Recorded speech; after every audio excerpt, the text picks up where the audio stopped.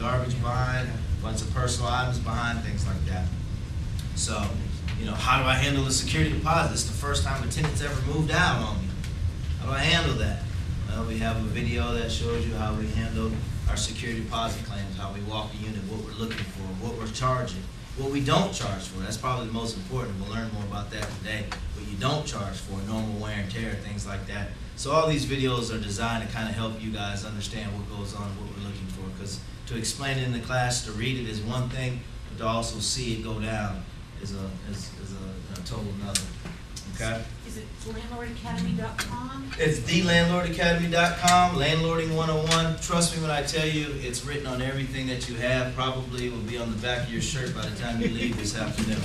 Landlording 101. It's on all your material. Can't miss it.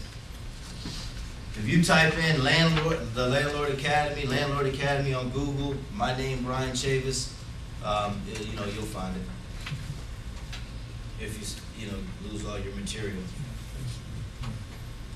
between now and heading home. All right. Does everyone sign the sheet? I don't want the sign-in Nazi to come pay me a visit. She will be here in another 30 seconds, I'm sure. All right. Who hasn't signed their sheet? I'm going to come around. Thank you.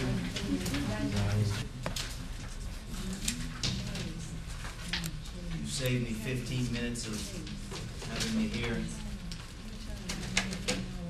Being chastised by getting these in. I'll be right back. I'll get your question. We just have been answered. Products. One more question. She said a lot of people came out and asked her about the products. The operations manuals, the textbooks that we have that we're going to be using are on a CD-ROM.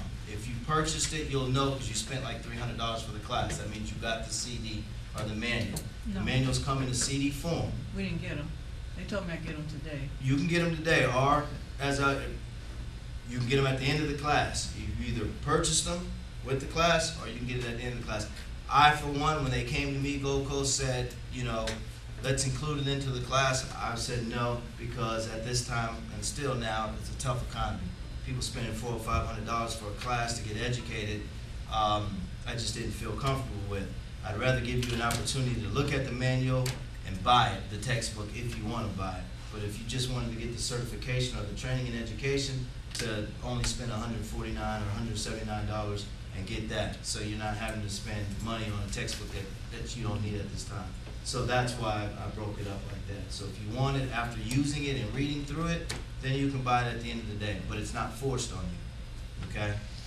That is, and you can buy it anytime. We'll pass out a credit card or accept the checks. If you've already bought it, just show the receipt and you get you'll get credit for it, okay? Or they'll have to verify it at the corporate office by making a phone call.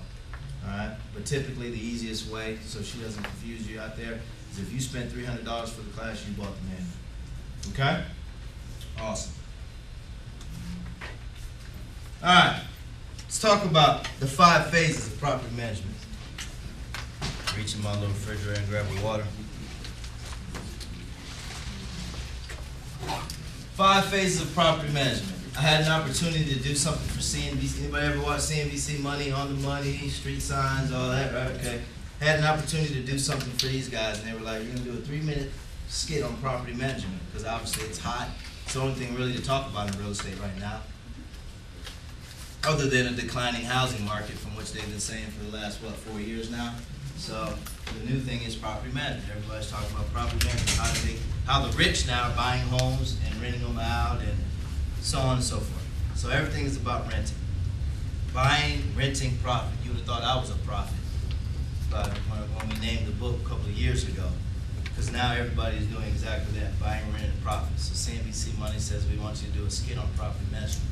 So I had to come up with an idea or a concept, because when the TV says you have 3 minutes, it only really means you have 30 seconds. So you got 30 seconds to explain property management. It's pretty tough. So I came up with this in the shower a year or 2 ago. And this is where my best ideas are formulated, in the shower. Came up with the 5 phases of property management. Learning from the multifamily industry and coming in when I was on the acquisition teams, we used to buy in these what we call distressed areas. You know, properties are graded from A, B, C, and D. A meaning luxury, B meaning semi-luxury, C meaning middle income, and then you can figure out the rest. D properties would be your low income. So you did a lot of CD acquisitions, middle income, low income acquisitions, which you see now. People are buying, even luxury type assets, people are buying per door acquisitions are extremely low. In the mid-90s, they were aggressive there in the lower income neighborhoods. We would go in, and the first thing we would do was acquire. Hence, the first phase, acquisition. From acquisition, you have implementation. From implementation, you have stabilization. From stabilization, you have growth. And from growth, you have the exit strategy. That is the typical life. Those are the 5 phases of property management. It doesn't get any more complicated than that. But to be very skillful, you do have to master all 5 phases. There are those that I've come across who are very skilled in acquisition. You know, you'll talk to some of the big brokers, Marcus and Millchaps, the Franklin Street Financials, the ERA or REA, all these big guys. They're very skilled at acquisition and maybe even stabilization. But they have nothing or any idea about implementation or various stages of stabilization, the property management, the actual management of the asset. Then you'll have those who are like property managers. I've been managing property for 40, 50 years. I get that a lot. They're very skilled at maybe stabilization or even growth. They have no idea about acquisitions. How many property managers do you come across that won't even know what a cap rate is? Or cash on cash return or internal rate of return? And then how many of the investors that you come across that know cap rates and cash on cash wouldn't know what to do with a 3-day if it hit them in the face? So to be really good in this industry, you have to understand all 5 phases of property management. And you have to master all 5 phases because they all intertwine like one big system, or creating one big system. They all intertwine. Okay? So let's talk about the acquisition phase. Phase 1, acquisitions. The purchase phase of an investment property is one of the most important phases. This determines how successful the property navigates the other 4 phases. From a financial standpoint, it highly depends on how well the property was purchased using what investors call an income approach.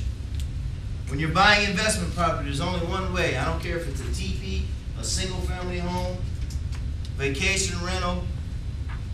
Expenses moves the value up and down. Therefore, a value being moved up and down is what the market is. So it all depends on the rents. At the end of the day, to explain this, my throat's dry, so give me a second. At the end of the day, I have an apartment complex that we're looking at doing a strategic default with. I spent 1.5 to 33 units, $45,000 a door. Same property, I even enhanced it, plumbing wise, didn't do too much, but some enhancements, plumbing wise, things like that. Enhanced tenant base. So to me, that's what we call a tenant improvement. That property went from 1.5 in a matter of 3 years to $400,000 in value.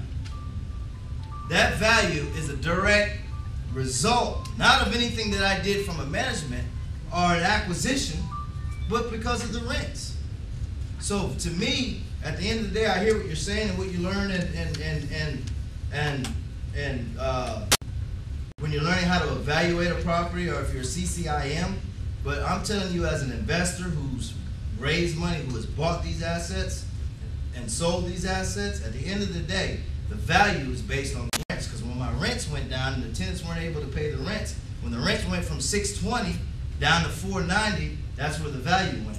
The value found. I'm just saying. What else? Where else do the values go up and down? I'm just saying, like, when you're on the front lines, like I am every day, and I'm also in the distressed asset business, you know, like, yeah, that property might be throwing off a 10 cat, you know, whatever it may be, but like, what they're gonna say is, okay, the property's throwing off. Is the erosion of the net operating income. Okay, I understand. You take away net operating income, it's like blood to the body. You take away blood from the body dies. You take away rent, the value's gone. And that's the point that I'm making. Yes, there's many other different values, but you know, as an investor, when I'm losing my money, I'm focusing on the income and the value of the asset. Now, implementation is different. So once you get out of the acquisition phase, then